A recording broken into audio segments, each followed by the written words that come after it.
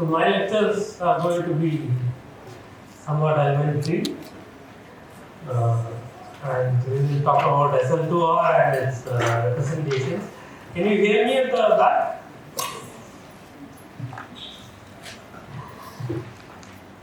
So the aim would be to describe the infinitesimal classification of the representations of SL2R, and perhaps one lecture on the Benzel theorem. We'll see how it goes. So we will not be able to go through all the proofs in detail, but I hope to give an overview of what is actually involved. Okay.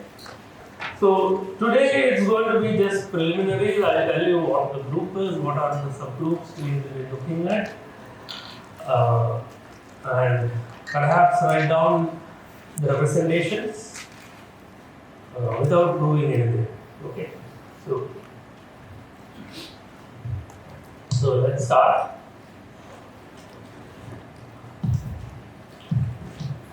Start from here.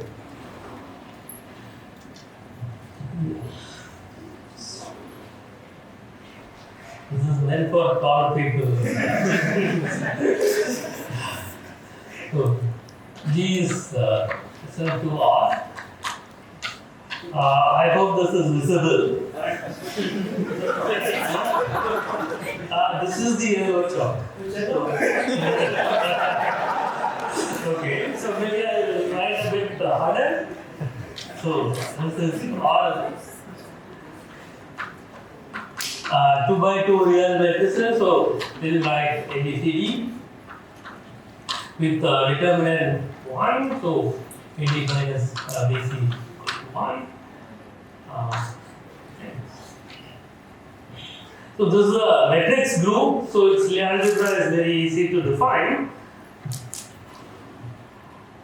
So capital G will always denote SL2R in my lectures, even though many of the things I say will be true in general for symbolically groups with finite center and so on. But we will stick to the specific case. So this is the Lie algebra. So the Lie algebra is defined to be all those 2 by 2 matrices. Such that for all the real line, so the exponential here is the usual exponential of a matrix, and this can be computed to be all those 2 by 2 real matrices whose trace is 0. So we already saw this, and the exponential is the usual exponential. So sometimes I'll also write x for exponential of x, which is summation x to the n in factorial. Okay, so that is the Lie algebra.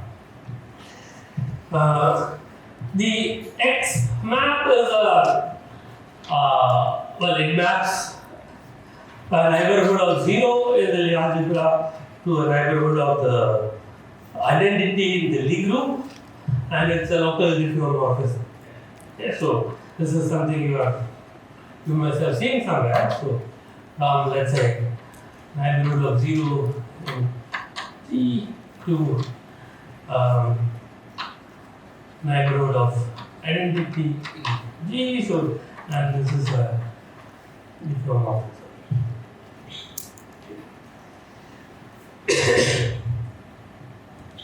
Now we need several subgroups of this group SL2R, okay, for explanation theory. So let's start with that. Subgroups. So some of these you have already seen in the introductory lecture. So one is going to be the maximal compact subgroup K. In the case of SL2R, it's just SO2, and there are other groups. So we'll start with the subgroup K. So K will always denote the maximal compact subgroup of G, which is simply SO2. The circle group, and so let's write the fact. Okay, so this notation is something which I will be using again and again. Even if you don't remember everything, at least for the group K, you should keep in mind that K sub theta, so that is cos theta minus sin theta, sin theta cos theta.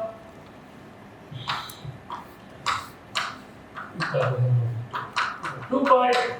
K is a compact subgroup, it's a maximal case, maximal compact subgroup of G, and any other maximal compact subgroup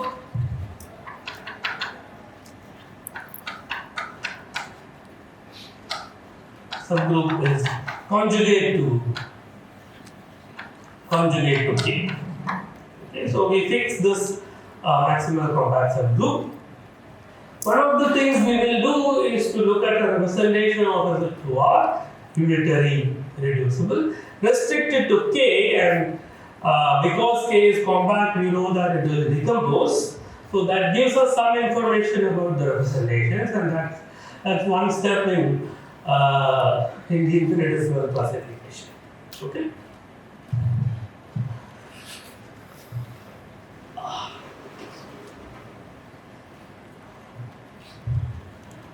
So that is one subgroup. The next one is A, the abelian one. So let's see. This. So A sub t. This is going to be the rotation. E to the t by 2, 0, 0, minus t by 2.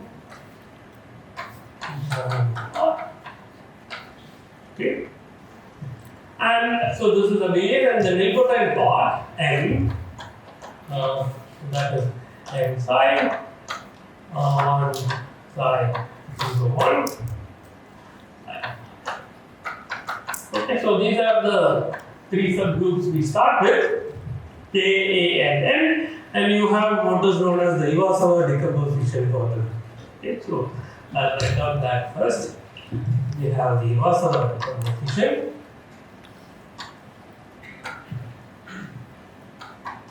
So these are things which I will not be proving. Let me write down the full statement.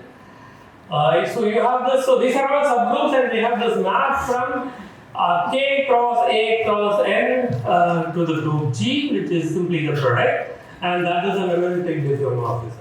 So we have this map K cross A cross N to G, to A M going to the product A M.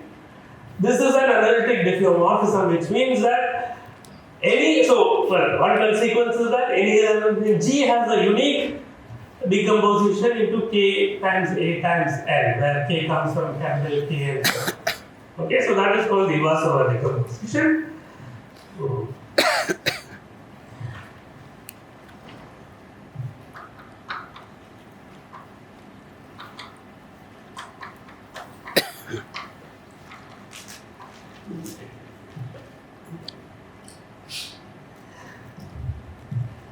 So that's the Iwasawa decomposition. The other two decompositions are the Kappa decomposition, and as a consequence you have what is known as the polar decomposition. Inside Kappa decomposition.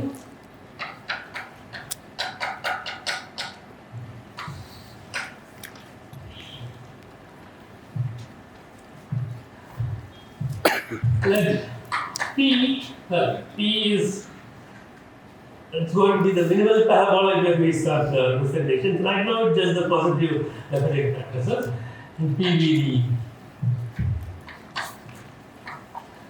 the set of positive definite matrices in G. Then the map. So from K cross P to G, so we take an element K from K and a positive definite matrix and multiply that AP just like the Kn is also an analytic diffeomorphism. So this is the Qatar decomposition.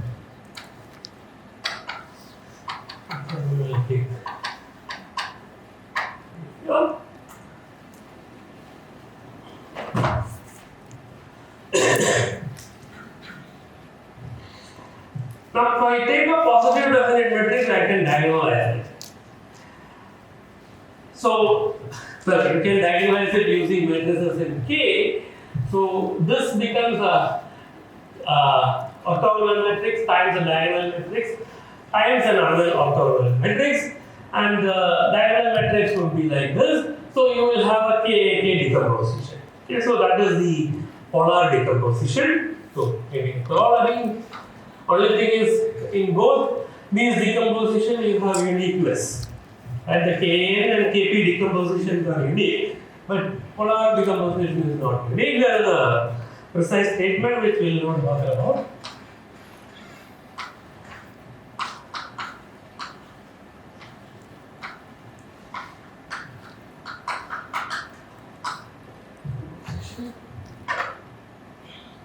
G is K.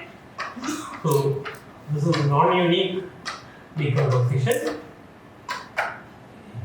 Now if I fix A plus to be all those A, A looks like e to the t by 2, 0, 0, e to the minus t by 2 with t greater than 0. So that is the A plus. Then any x can be written. So let's take an element in the group. X can be written as x equal to k1, a, k2, where a belongs to A plus. And this is unique. The A component will be unique once I fix the order of the eigenvalues, right? As is easy to see.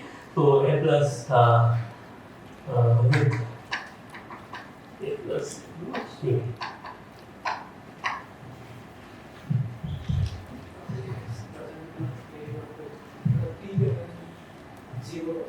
Yeah.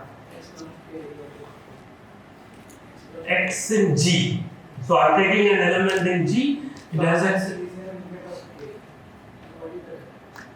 X is not an element in K. X is an element in G. T greater than 0. Yeah. So that is A plus.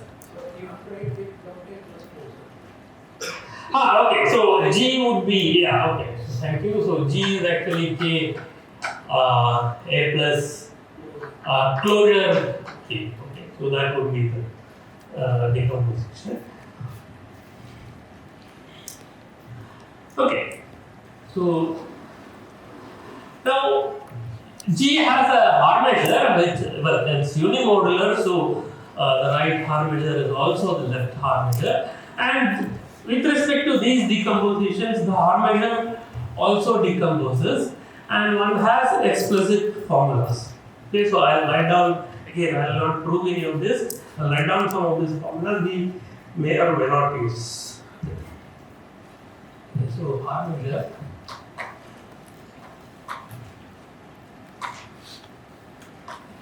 First of all, G is unimodular. So it has the left and the right Harmeasure. The left Harmeasure is also right Harmeasure. So with respect to the Iwasawa decomposition, in terms of all these coordinates, we have an expression for the Harmeasure. So I'll write it down as an integral. So for suitable functions f, you can write fx dx. So this is the Harmeasure on G. So when I write down these formulas, that means there is a suitable normalization of the Harmeasure which gives this decomposition. Okay. This is 1 by 2 pi, that is going to be the normalization for the Harmeasure on K. So that is theta equal to 0 to 2 pi. So that gives me K, and psi going from minus infinity to plus infinity, that is for n, and for A, t going to minus infinity to plus infinity, f of, right, so any element x is written as Kan. So I'll use those coordinates k theta, a t, and psi. So k sub theta, a t, and psi. And you have a weight. Okay. So the weight is explicit, so this is simply e to the t, d theta, d psi, and d. Okay, so e to the t is the weight, in general it is e to the rho log a. So there's an expression for this for the weight in the K and decomposition. Similarly, you have an expression for the Kazan decomposition, right? The Kp decomposition or the product K.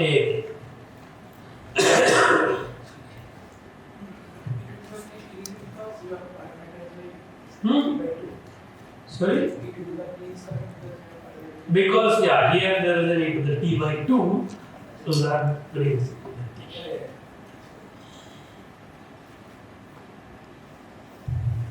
Does the order of the integration matter? Sorry? Does the order of the integration, because the Well, so I have written it in a very vague way. If f is integrable, it doesn't matter which way, right? Properties theorem. So think of f as a continuous function with compact support, then it doesn't matter what. And for the polar decomposition, we have again integral over g f of x dx. This is given by 1 by 2 pi. So there is a k, so you have the first of all the a part, t going to a plus part, so t going 0 to infinity, theta going 0 to 2 pi, and there is also phi going from 0 to 2 pi, f of k theta, a t, k phi, right? So notation is there, k theta is that matrix, k phi would be the same matrix with phi there. So now we have a weight which is sine hyperbolic function. So these are all specific for SL2R, right? Depending on the group, those weights will change. Times sine hyperbolic t dt d theta d phi. Okay, so all these formulas are sometimes useful when you want to do certain computations. We may use those. Okay, so now we can get into representation. So these are preliminaries on the group SL2R. We have these three groups K and K is more important from our point of view because we will restrict the representation to K and see what happens.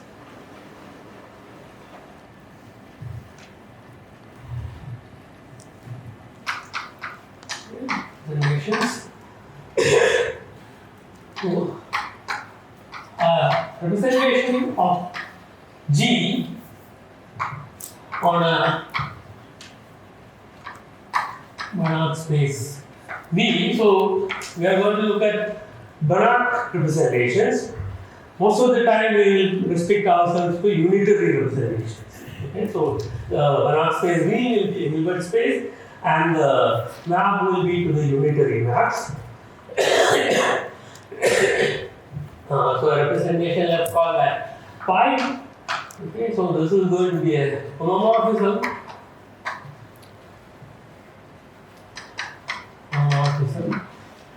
From G into bounded operators. So this space V is typically infinite dimensional. Okay, so we have a Banach space and we look at bounded operators on V. So we have a homomorphism from G into bounded operators on V. Because they will be invertible because G is inverse and so on.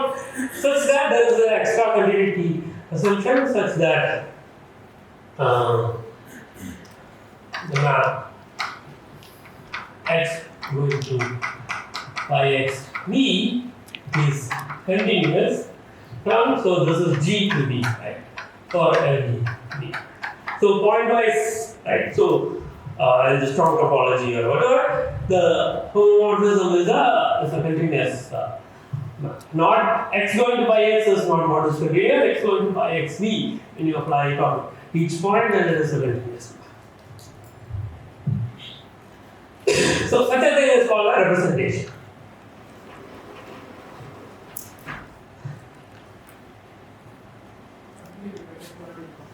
Sorry?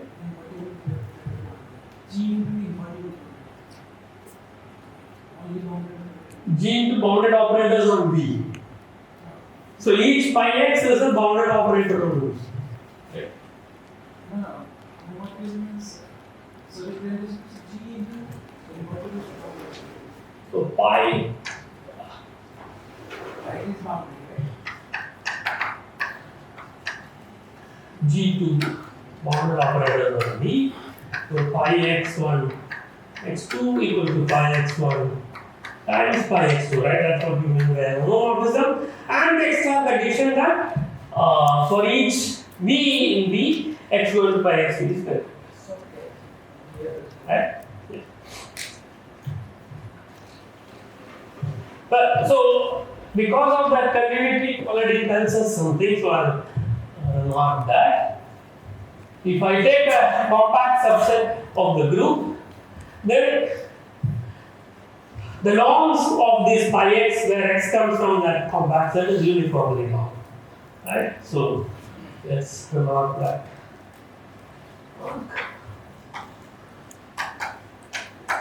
If let's say k is already there, so okay, L contain G is that, then supremum over x and L norm of phi of x is fine. Right? Because for each point v, x going to pi x v is a continuous graph, so it's bounded on a compact set. So its pointwise bounded, so by uniform modulus principle, all the pi x will have bounded. Okay. Of course, if pi is a unitary representation, that means v is a Hilbert space, and all the pi x are unitary. Of course, the norms bounded by is 1, right? So it's true on all of G. So if V is a Hilbert space and pi x is unitary for every x in G, then we say pi is a unitary representation. So that pi is a unitary. Okay, so that is in that case, of course, supremum over x in G norm pi x will be fine. Right? That's just one. More generally, you can say pi is bounded if this is true for x in G.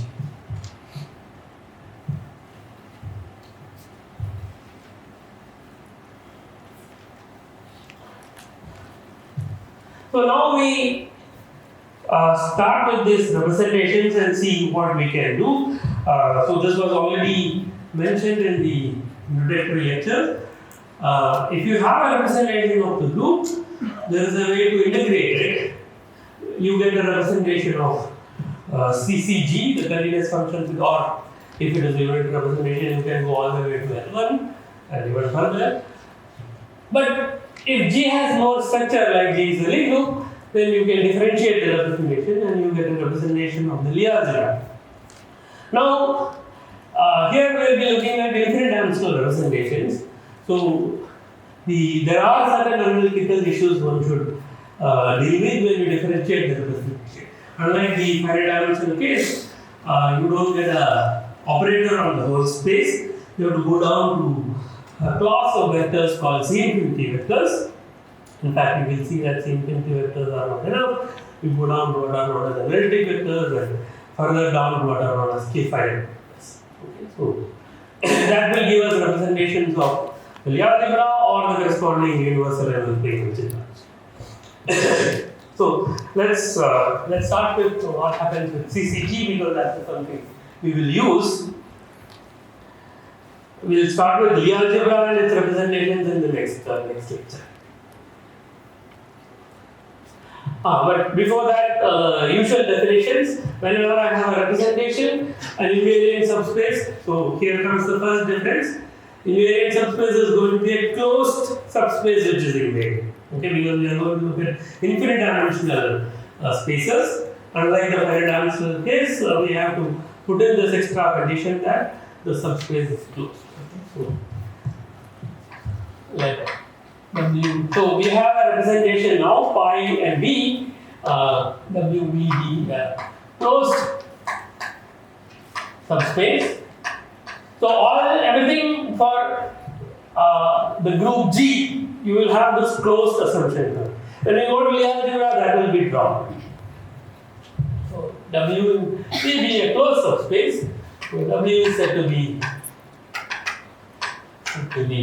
G invariant or G invariant or invariant for pi because of the representation pi. If usual definition pi x W is contained in W for every x. And the representation is said to be irreducible if the only closed invariant subspace is either 0 or double space. Okay. So pi is said to be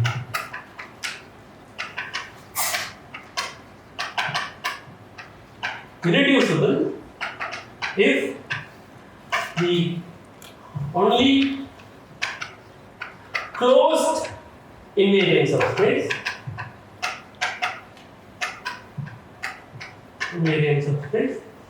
are 0 or the whole space thing. So closeness is important. There can be many dense subspaces which are invariant in the usual sense, but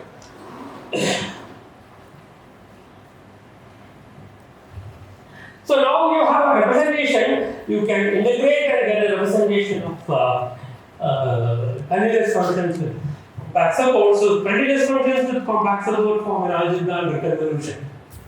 Okay, so you have an algebra and you have a representation of it. Representation of CCG. CCG is various functions with compact support. We also use the smooth functions with compact support, CC infinity, but I'll come to that later. So let maybe the representation of G. All these are definitions are all general. Okay? So only when we need we will stick to ourselves to R. Let maybe be a representation of G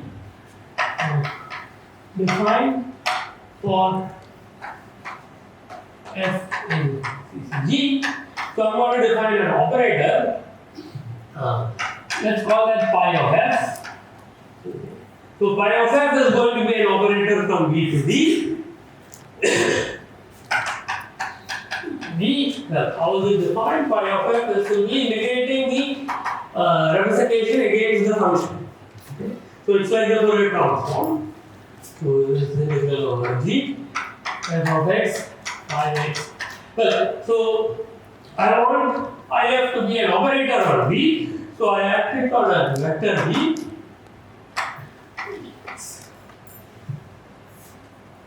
Right, for B in B.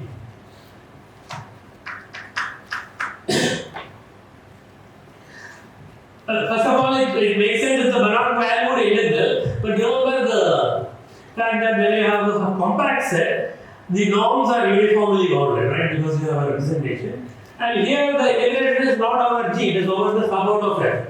Subout of F is compact, so this is bounded. So this is absolutely integrable. So it's it makes sense. And clearly a bounded operator. Right? It's a linear operator which is bounded from, you take the model inside and the norm.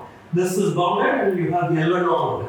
Right? So if you have so more generally if you have L1 function, you can do this provided the pi is bounded, right? So for unit representations, this extends to L1 of G. So maybe I'll remark that.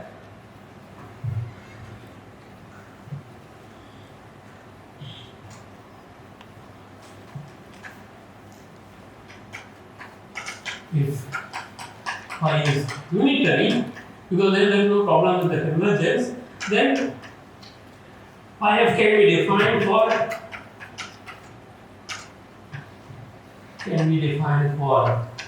f in L1 of G as a bounded operator, and this actually gives a star algebra representation of L1G. L1G is a Banach algebra with respect to convolution, and there is a star operation, right? So L1G is a Banach star algebra. What is the star operation? So f star of x equal to f of x inverse. But and then because pi is unitary, you will see that pi of f star would be the adjoint of pi of f. Okay, so pi f convolving g is okay, I should have said that here. So let me write out that separate.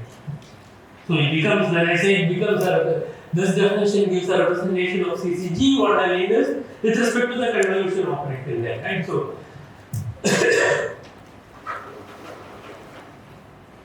I'll complete the remark after defining convolution and what happens to the convolution under the representation.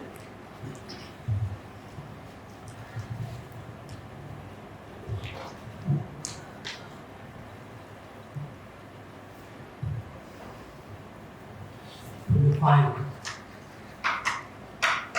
x star g, the usual convolution, g f of x y inverse gy dy, right? F and g in CCG or L1G. Then, so straightforward computation shows that then pi of f convolved with g. So that's a product in CCG. This becomes pi f by g. Okay, so f going to pi f becomes a representation of CCG. Right? So f going to pi f is a representation of C. And if you have a unitary representation, as I said, it can be defined for all L1 functions because they will make sense. And the same thing will continue before, that so it becomes a representation of the convolution algebra L1G, and moreover it will respect the star operation. Okay, so here also I of G is I of G, and you have I of F star equal to, because it's unitary, so you are on a Hilbert space, right? So the adjoint of the operator is again an operator of the same space. This would make sense. So we may not use any of that, but CCG is something which we will use. Sir, Yeah. so can we take the operator value integral instead of taking the mass integral? Yeah, I guess so. But this is easier because this is the continuous function on a compact set, it makes sense. But yeah, this without this also, as far as you are integrating over a compact set, it makes perfect sense.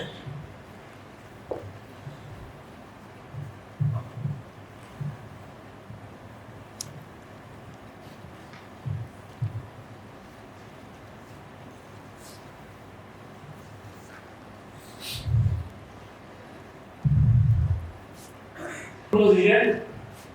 So I'll make the proof to you. Position. So we have defined the representation for CCG. We will collect the invariant subspaces under G and under CC. Okay, so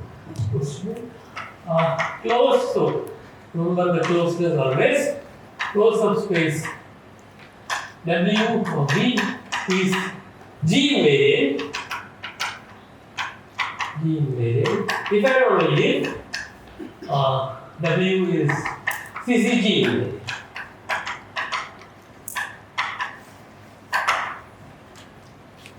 So that is not difficult. So one way should be clear looking at the expression.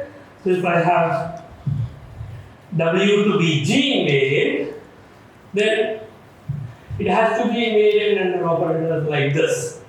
Right? If V comes from W, pi x V is in W and I am integrating, I will be inside W. W is closed, right? So I am not going to go. The other way, you have to use a approximate identity. So if these operators leave W invariant, I want to say let's take a x naught and G, and I want to say pi x naught V is in W. You choose F such that it is an approximate identity at x naught. So this will converge to pi x naught at least. So that's easy. So the invariant subspaces are same. So in particular, if you have a reducibility at the G level, you have a reducibility at CCG and the. So now we restrict ourselves to SL2R because there are certain decompositions we can do with respect to K for CCG, and depending on that we get certain some information on the representations of.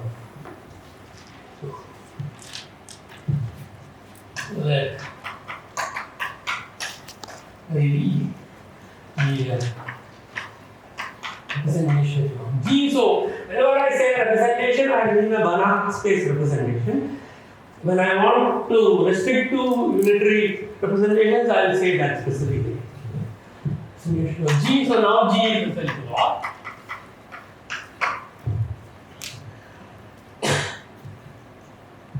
So we restrict this representation to K. Right? K is the circle group, and you know how it decomposes. Right? It decomposes with respect to the characters of K. Right? So all likely to the identities. So we can define for each n in Z, define V sub n to be. So V is my space. V sub n is going to be the collection of all those vectors which transform according to the nth character of the group K. So V such that the K action on elements there will be just multiplication by e to the. So remember the K theta we had. So pi of K theta. Right? So that is an operator on V. And Vn is the collection of vectors V such that pi K theta V would be simply the corresponding character of K, which is e to the I theta times V. For every K theta. Okay? So this is going to be Vn, so that is the notation. Okay, all the time Vn will be just that. So maybe I write down a theorem.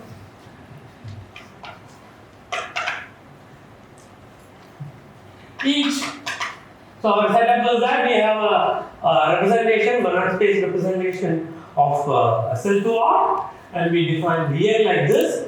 The V is going to decompose into Vx. Okay, so that is the first thing. That's not difficult to see. So for each Vn, first of all, is the closed subspace. Closed subspace of V. And of course, the way they are defined, it's clear that they are disjoint. Vn intersected with Vm is 0 if n not equal to m, which means these closed subspaces are disjoint, so you can form the direct sum. Right? So that is 1, 2. The direct sum. So the direct sum makes sense because they are disjoint from the first one. Direct sum. So just not to confuse it with the Hilbert space direct sum and all that, I'll keep writing something here. I'll just write. This is the algebraic direct sum, okay, of Vn. Well, this is going to be denoted by V capital K. Okay, not the V small k, V capital K. These are going to be K finite. The K is the maximal compound, which is the circle group. These are going to be the K finite vectors. K finite vectors. We will come to the definition of this much later. But this is simply the algebraic direction, which means any element here is a finite linear combination of vectors from these Vn. Okay, there is no Hilbert space direct sum because right now V is only a Banach space. The direct sum is there is a V. In the first part of the theorem, you are saying each Vn is a closed subspace of V. What is the V over here? Sorry? Each Vn is a closed subspace of V. So I started with the representation of SL2R. V is a Banach space. But is there a problem? That is for any given V, or I mean, there is a specific chosen V for that? No, for each n that I have defined a V space Vn, that's a subspace. Right? If V and W are here, V plus W is also here. It's a subspace. I'm saying it is a closed subspace.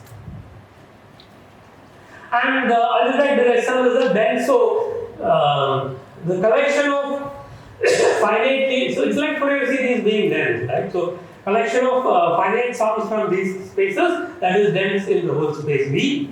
And well, if V is a Hilbert space, these are actually orthogonal and you have an orthogonal matrix.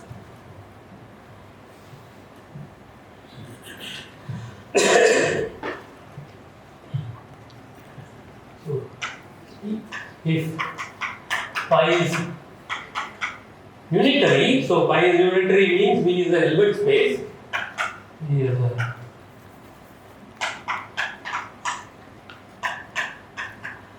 a Hilbert space, and the map is a pi goes to unitary operators on V. Then this is actually on orthogonal direction. Then Vn is orthogonal to Vn if n not equal to m, and you have the orthogonal direction. Okay, so when I put this perpendicular sign on the top, that is the orthogonal direction in the Hilbert space. Okay, so now you are allowing infinite linear combinations, so that summation norm n square is pi, right? So that's the difference. So whenever I write algebraic, it's an algebraic direction, and I put a perpendicular sign here. This is Hilbert space direction. So proof of this is not very difficult. So I will give one or two lines to indicate.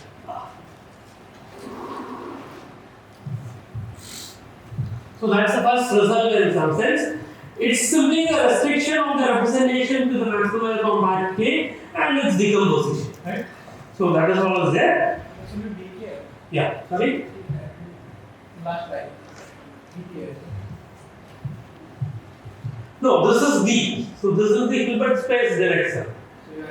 So there is a closure there, right? That's why that. But okay, so I will rotate this over here, right? Hilbert space direction.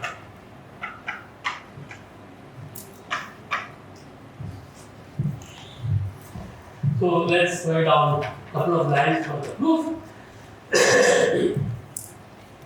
So what we do is, we define these operators to En. Integral over K is our circle group, e to the minus I n theta times pi k theta. So pi k theta is our operator, right? So pi is a representative, pi k theta is an operator. I am just taking the and Fourier coefficient of that, right? Theta. Now these characters e to the I n theta have this property that when you convolve them, there is either 0 or you get back the same character, right? So that transforms into the property that En is a projection. Okay, so that's easy to prove, so I will not write down the proof. Then Ens are projections. Okay, projections meaning En square is En. And these Vns we have defined, they are simply the range of these projections E. Okay, that's also not difficult to see. If I look at something in the range of En, so let us say En right? So I put a V here. So I have a vector. I want to know if that vector is in Vn, right? So I hit it with an element in K. Let's say K phi. That K phi will go here. So I'll have a theta plus phi. Theta plus phi I can make a change of variable. I'll get a minus phi here, but minus will give me to the I n phi which comes out. So this acting on a vector V will always have this property. Right? So they go to Vn. And anything in Vn will be fixed by this projection. Right? If I put a V here and V comes from Vn, this gives me an e to the I n theta, and that gets cancelled. Okay? So that simply tells me that Vn is the range of this projection A. So, and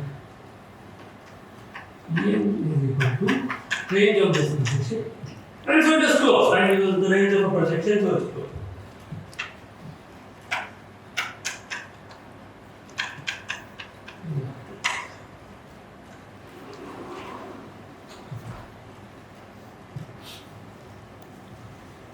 Okay, so I guess I can take 5 more minutes.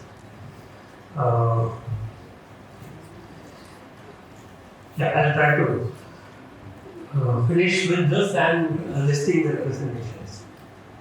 Okay, and well, what else is left? So that proves the first one. Well, they are disjoint is trivial because they transform according to different characters.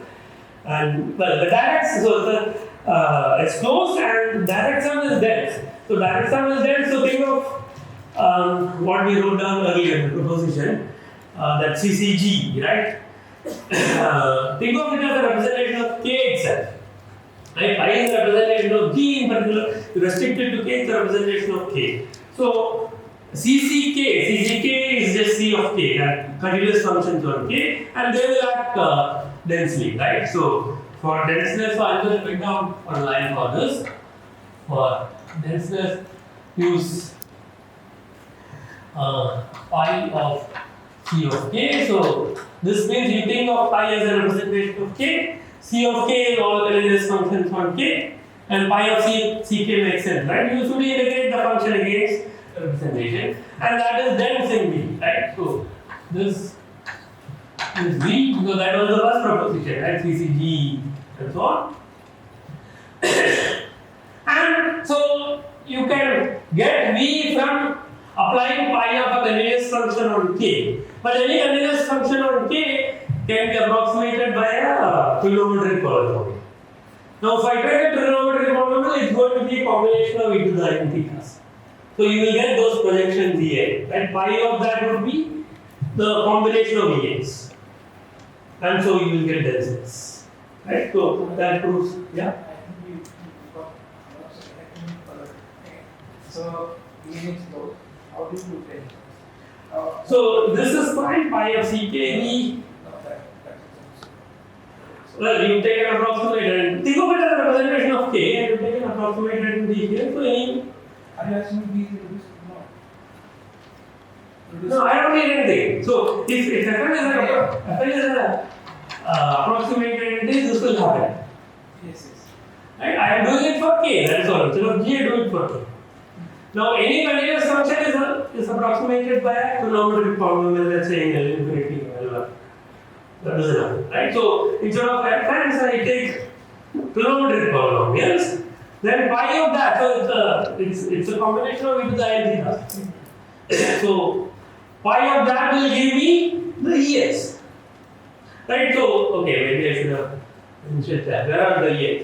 So, the ES are taking pi as a representation of K, it is just pi of the function e to the n theta. Right? Pi f, we define pi f.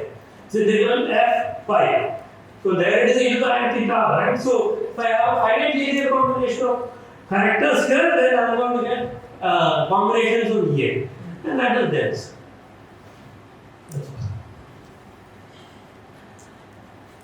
So this is true for any representation. There is no irreducibility assumptions.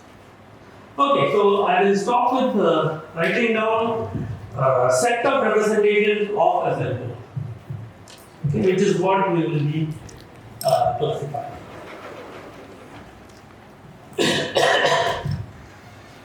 And in the next lecture, we will start with the Lie algebra and representation of the Lie algebra.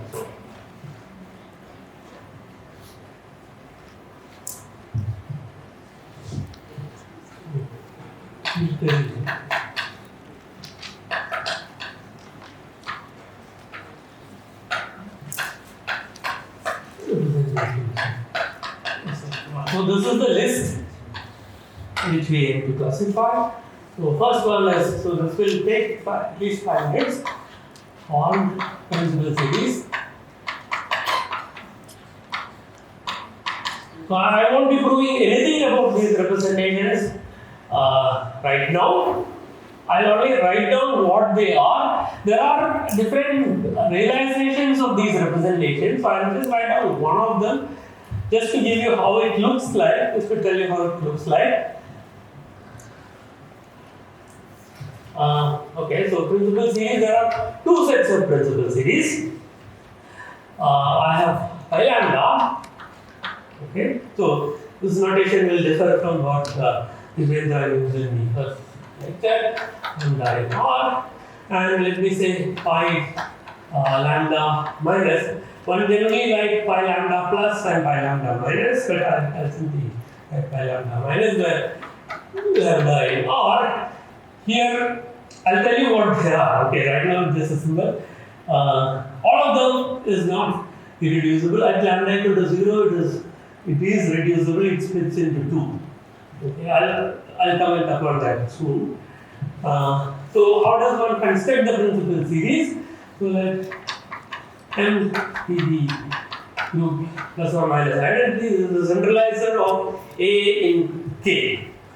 And remember the A and N, right? So we had A and N, and we formed a P, which is MAN. So this is the what is known as the minimal parabolic, and then we induce parabolic. So the characters of this, so this is simply the upper triangular matrices in SLO. Upper triangular matrices. And we use a character of P. Okay, so characters of P are given by, you look at A remember is real line. So you take a lambda in the real line that defines a unit representation of A and a representation of M. M is plus or minus 1. So there are only two representations, trivial and let's say sign. Right? So let's start with that. M hat is M hat meaning all equivalence classes of representation created representation of M. So that's trivial and let's say sign. And A hat is also real line. So you take one representation of A and one representation of M hat, multiply them, make it trivial on N, you will have a representation of MA. Okay, so take sigma in M hat and consider and psi lambda in A hat. So lambda gives a representation of A, right? And consider how do I write this? So sigma tensor phi lambda tensor, let's say 1 of MAN, right? So MAN is a loop because N normalizes the N and various other things. This is simply psi lambda of log A. So I'll tell you what log A is.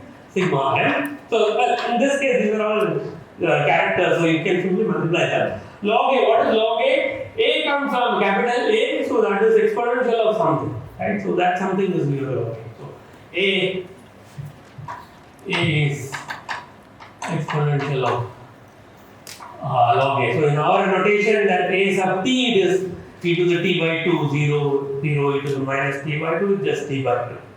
Okay, and when I do the lambda, just lambda t by 2 and then exponentiate it e to the lambda t by 2 or whatever. That is the expression. Sigma m is trivial or sign from that thing.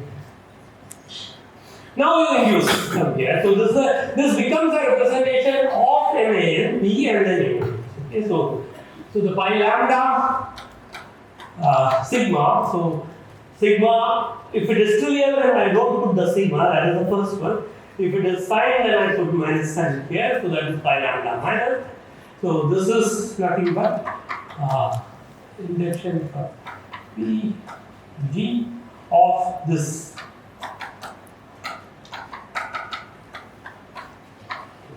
So the G by P does not have a G invariant measure, so there is a slight extra factor you have to put when you induce. This will be covered in the tutorial. Okay, so that is the principal series, so two sets. Out of this, these are all reducible except for one point. So pi lambda is unitary.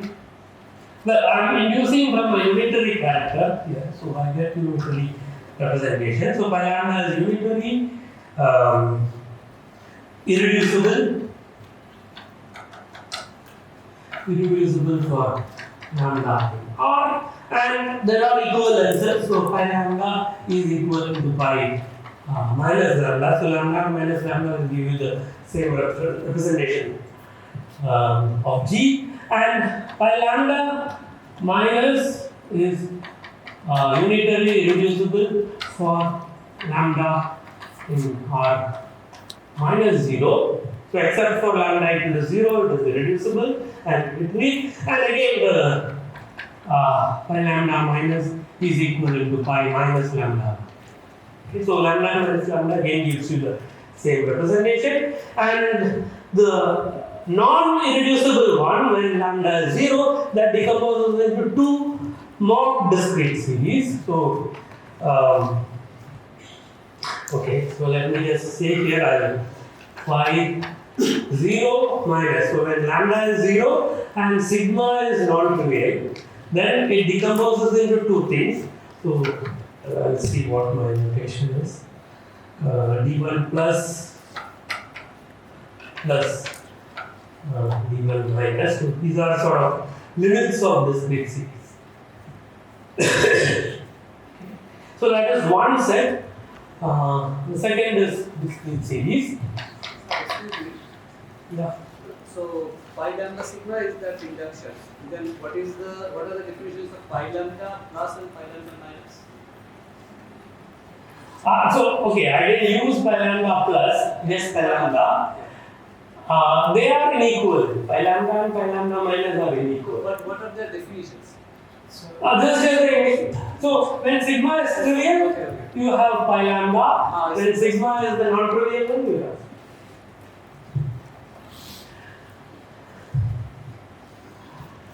Discrete series.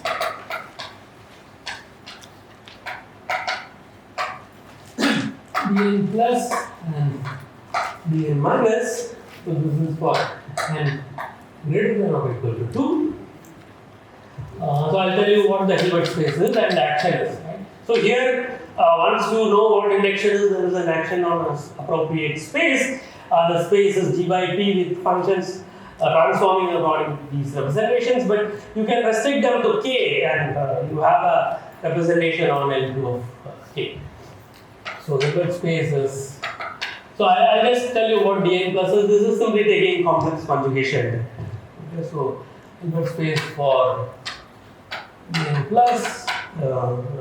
So well, this is one realization. There are realizations on holomorphic functions under this. This is called the holomorphic discrete series. So you look at all those functions which are holomorphic in the upper half plane. Holomorphic, and the norm is given by integral over the upper half plane mod f z squared with respect to a gate y to the n minus 2 d y. Okay.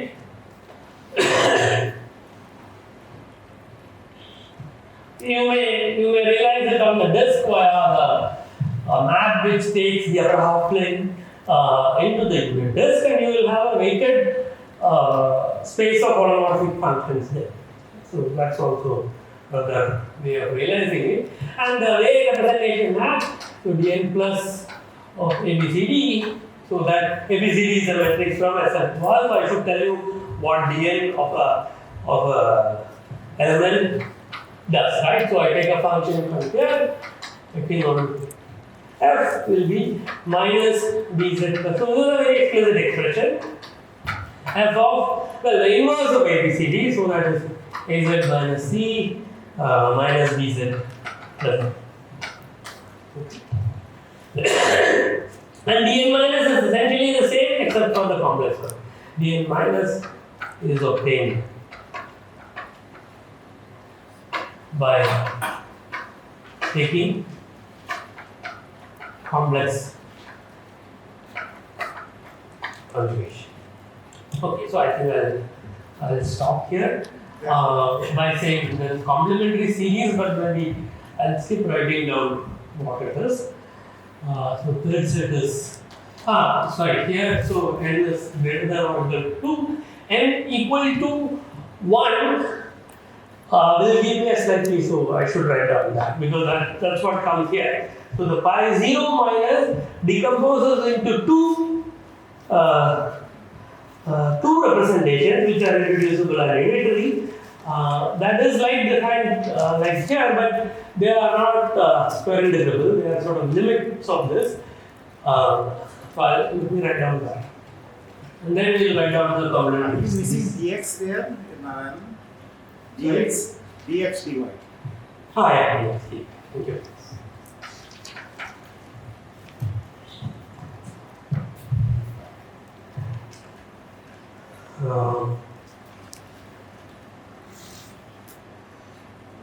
So it's n greater than or equal to 2, right? Yeah. Oh, so d1 and d0 I have to define separate. So, well, 3 complementary series. So I'll skip this. This does not appear in the Franciscan theorem. One way of describing complementary series is you can do this reduction for lambda not a unitary character of A, and there are certain parameters of lambda for which it can be made into a unitary representation, and that is the complementary series. So maybe the limits are write as separate. So there is trivial representation and limits of discrete series. So that is d1 plus and d1 minus realized on the Hardy space. So that is supreme of y minus infinity to plus infinity. That's like the limit of things f(x) plus iy square dx. This is right. Supreme over y. So that's called the Hardy space. So this is a set of uniquely irreducible representations of SL2. Okay, so there are, as I said, there are different realizations, but this is one set of realizations. So our aim will be to prove that these are all by looking at the representation and differentiating it and get something on the algebra. We get what is known as the infinitesimal classification in terms of the k types appearing. So all these representations, if you restrict it to k, there is a way it decomposes, and that plus the value of the Casimir. So Casimir is some differential operator representation. So that value will tell you what representations are. So this is our aim. I'll stop.